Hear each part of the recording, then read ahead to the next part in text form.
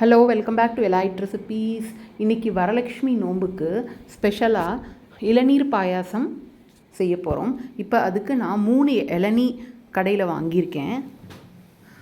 ஒரு கை ஃபுல்லாக பாதாம் பருப்பு, பாதாம், ஒரு கை ஃபுல்லாக கேஷ்யூநட், முந்திரி பருப்பு, ஒரு 6 to 7 பீசஸ் ஏலக்காய், ஜீனி 200 ml ஒரு கப் எடுத்துக்கோங்க, தேவையான அளவு சேர்த்துக்கலாம். குங்குமப்பூ,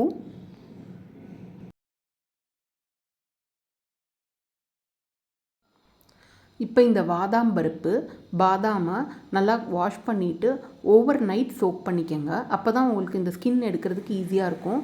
அதே மாதிரி கார்டமம், இதையும் அதோட ஸ்கின் எடுத்துருங்க. கேஷ்யூநட்டு வாஷ் பண்ணிவிட்டு அது ஒரு ஜஸ்ட் 1 hour தண்ணியில் ஊறினா போதும்.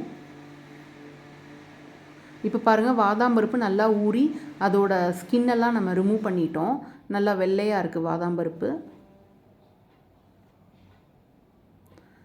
இப்போ ஒரு பெரிய கனமான சட்டியில் நான் 1.5 லிட்டர் பால், 1.5 லிட்டர் மில்க்கு இந்த பேக்கெட்டை விட்டு ட்ரான்ஸ்ஃபர் பண்ணிக்கிறேன்.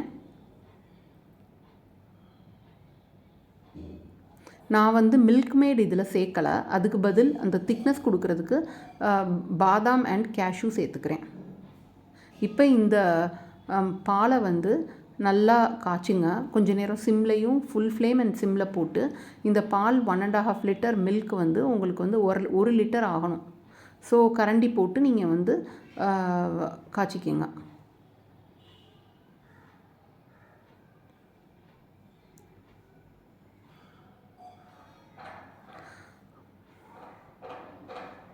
நான் இதுக்கு தண்ணி ஊற்றி காய்ச்சலை. உங்களுக்கு வேணும்னா நீங்கள் ஒரு 2 டம்ளர்ஸ் ஆஃப் வாட்டர் ஆட் பண்ணிக்கலாம்.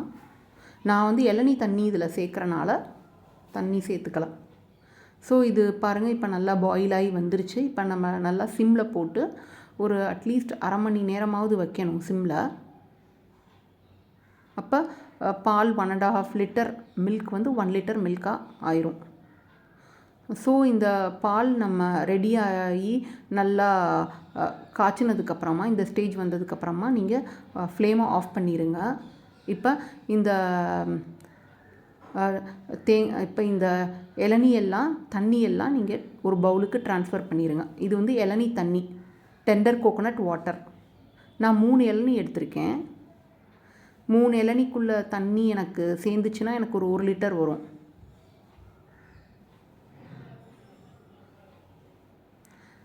ஸோ இந்த இளநீ தண்ணியில் லைட்டாக கொஞ்சம் அந்த டஸ்ட்டெல்லாம் வரும், அந்த இளநியில் இருக்க அந்த ஸ்கின் அதெல்லாம் படும். ஸோ அதனால் நீங்கள் இந்த இளநீ தண்ணியை ஃபில்டர் பண்ணிடுங்க. அப்போ தான் நல்லா பியூராக டஸ்ட் இல்லாமல் நமக்கு கிடைக்கும்.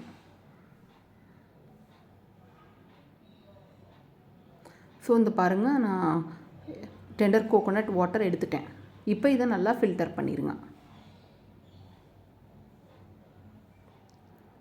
நல்லா பாருங்கள், பியூராக அழுக்கெல்லாம் இல்லாமல் இருக்குது.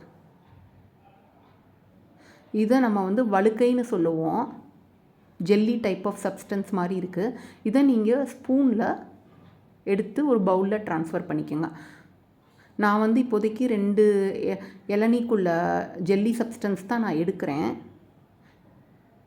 இந்த 2 இளநிக்குள்ள ஜெல்லி சப்ஸ்டன்ஸை ஃபஸ்ட்டு நம்ம மிக்சியில் கிரைண்ட் பண்ணிக்குவோம். அந்த 3rd இளநீ கொஞ்சம் திக்காக இருக்குது. ஸோ அதை நம்ம சாப் பண்ணிக்கலாம். 3 இளநியில் 2 இளநியோட ஜெல்லி சப்ஸ்டன்ஸை எடுத்துடணும். 3வது இளநிக்குள்ள ஜெல்லி சப்ஸ்டன்ஸை நம்ம நல்லா சாப் பண்ணிக்கணும். ஸோ இப்போ நம்ம தோல் உரிச்சிருக்க பாதாம் பருப்பு, ஏலக்காய் உள்ளே இருக்க seeds, soaked cashew nuts,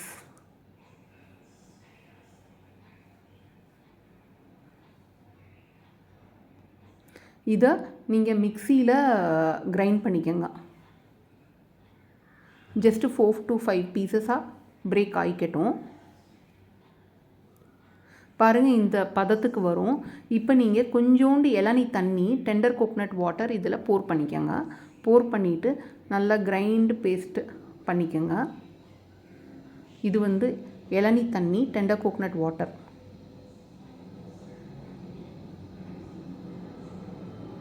so இந்த மாதிரி இது ரொம்ப ட்ரையாக இருக்குது, இதை வச்சு நம்ம அடிக்க முடியாது. நம்ம பிளெயின் வாட்டர் யூஸ் பண்ணுறதுக்கு நம்ம டெண்டர் கோகனட் வாட்டர் வச்சுருக்கோம். ஸோ அதனால் அதை யூஸ் பண்ணிக்கலாம். இப்போ திருப்பி மூடி போட்டு நல்லா ஃபைன் பேஸ்ட்டாக அடிச்சுக்கோங்க. பாருங்கள், நல்லா வந்திருக்கு பாரு, வெள்ளையாக நல்லா பால் மாதிரி வந்திருக்கு. இந்த மாதிரி நல்லா ஃபைன் பேஸ்ட்டாக அடிச்சுக்கணும். இதை நீங்கள் ஒரு பவுலுக்கு ட்ரான்ஸ்ஃபர் பண்ணிடுங்க. அதுக்கப்புறம் கொஞ்சம் இளநீ தண்ணி ஊற்றியே இந்த மிக்சியை வாஷ் பண்ணி இதே பேஸ்ட்டோடு சேர்த்துருங்க.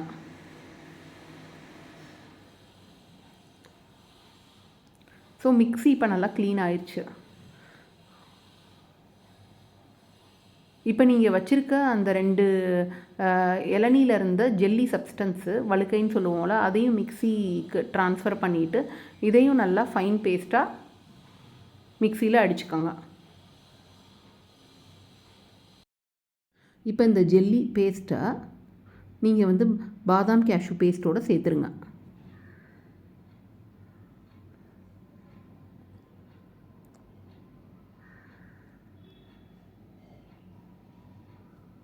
இந்த மிக்ஸி ஜாரில் கொஞ்சோண்டு டெண்டர் கோகனட் வாட்டர் போர் பண்ணி அந்த வாட்டரையும் நம்ம சேர்த்துறணும். இப்போ அந்த 3வது இளநீல இருக்க ஜெல்லி சப்ஸ்டன்ஸ் வலுன்னு சொல்கிறோம்ல, அதை நல்லா ஃபைன் பீசஸாக கட் பண்ணிக்கோங்க. இந்த மாதிரி நல்லா ஃபைன் பீசஸாக நம்ம நைஃப்பில் கட் பண்ணிக்கணும்.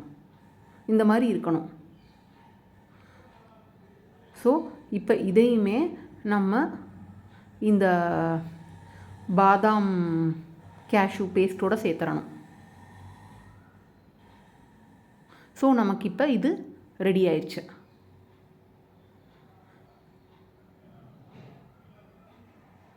இப்போ நம்ம வந்து பால் காய்ச்சி வச்சுருக்கோம்ல, அந்த பாலில் ஆஃப் பண்ண போகிற ஸ்டேஜில் நமக்கு எவ்வளோ சுகர் வேணுமோ அந்தளவுக்கு சுகர் சேர்த்துக்கலாம்.